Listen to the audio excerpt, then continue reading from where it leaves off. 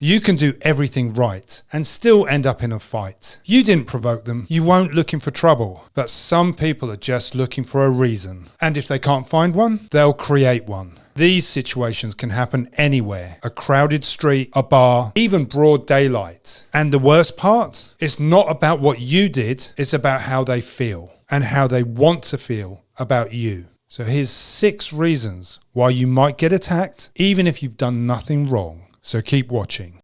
Number 1, physical contact. You're just walking. Maybe it's a crowded space, but you bump shoulders with someone and there's no harm intended. But now they've squared up, their jaws clenched, their friends are watching. You didn't start anything, but suddenly you're in something. Because to them, that tiny contact was permission. Permission to act tough, to prove something, to make an example out of you. A simple mistake like bumping into someone could lead to misunderstandings where it escalates out of control. In certain environments such as bars and so on, you could look at it as a mechanism of targeting where young lads, what they do is to start a confrontation, will deliberately walk straight into you, chest to chest, or even block your path. You can walk away from it, but it is a potential flashpoint for violence, and one well worth managing carefully, because if someone makes physical contact with you, they have bad intentions from the outset. If it's a genuine accident, apologize once and move on. But if they want a problem, don't argue, disengage and reposition. Don't let your ego drag you into a situation you didn't choose. Number 2, staring or glaring. You glance across the room. Maybe your eyes land on the wrong person for half a second too long. You weren't even thinking about it, but now they think you've challenged them. For some men, a look is all it takes to start a war. Not because of what you meant, but because of what they need it to mean. Respect, dominance, pride. It's all on the line in their head. And now you're the target.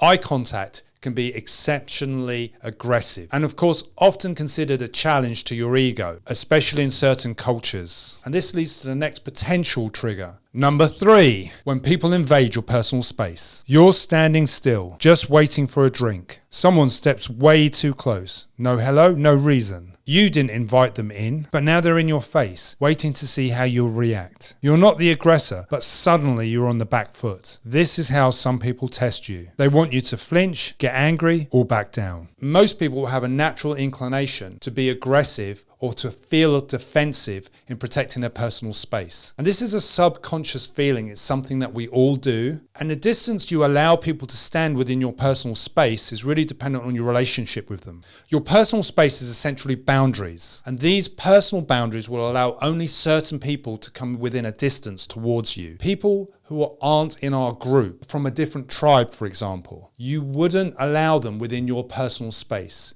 And this is why certain people, when they have their personal space infringed, will feel a high level of threat. And this could trigger a violent reaction. Understanding the cultural and social norms of the people around you are really important to avoid confrontations and flashpoints to violence. The simple tip is look around, take your head out of the phone, pay attention to the normative values of what's happening around you. Don't freeze. Maintain your space with good body language. Square up, stay calm, and speak clearly if needed. A step back can be strategic, but if they keep following, you need to be ready to act. Control that distance, and that's where your safety starts. Number 4. Those gestures. Maybe you pointed at something. Maybe you brushed past someone while gesturing. It didn't mean anything, but they took it personally. In some environments, a single hand signal is like a thrown glove. It's not about the gesture, it's about what it represents to someone already looking for disrespect. So gestures can provoke confrontations. Someone flipping the finger, shaking their fist.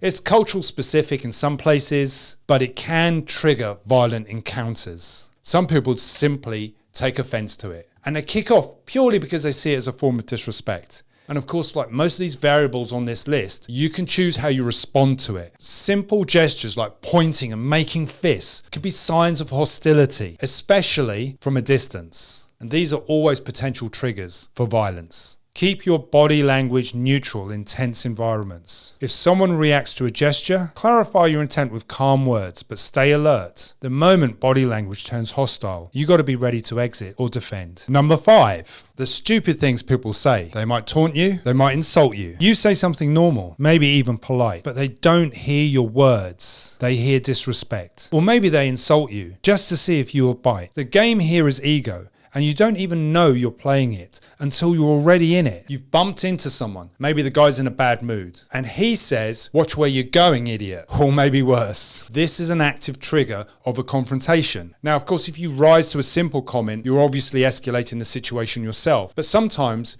people may take offense and they may verbalize that with insults, but also ridicule. When a stranger laughs or mocks you, for some people, that could be a trigger to a violent encounter. Yes, that does relate much more to an ego battle. You could say that everything I've said on the list so far contributes to someone being disrespectful towards you. But this in itself can trigger a violent encounter, perceived disrespect. And that could be ignoring someone who's speaking to you, dismissing their concerns, or even laughing at them. When someone insults you in public, it's often a trap. If you bite back, you give them what they want. Escalation. Calm, confident indifference shows strength without offering a target. Think about it. Number 6, public intoxication. Basically that drunk dude. He's drunk, loud, stumbling, looking for someone to bump into, argue with, or worse. You don't know him. You don't even make eye contact. But now he's shouting at you because in his world, where logic is gone, you're just the nearest object to blame. Now this could be a potential flashpoint for violence, partly because alcohol reduces your inhibitions. It makes it far easier for people to escalate to violence with strangers. Because we all know there are social norms in how you behave in public. What alcohol does is it reduces your ability to reason, whilst increasing your ability to act with a lower level of inhibitions, which basically translates as, you're drunk, you can do whatever you like because you don't really care. The flip side is that impaired judgment, combined with attracting attention from strangers, is likely to lead to trouble. Now, I know we all know that, but when we're in a busy, crowded environment with unknown strangers, you have to take this as a valid assessment of your safety. With drunk aggressors, logic won't work, and neither will pride. Stay calm, don't argue, and don't crowd them. Distance is your friend. Get out of range before it turns physical. So what's the takeaway? You don't always get to choose the fight, but you can choose how early you see it coming and how ready you are when it does. In a world where people attack for no reason, awareness is your first line of defense. Stay switched on and stay safe. Most of these variables are situational specific.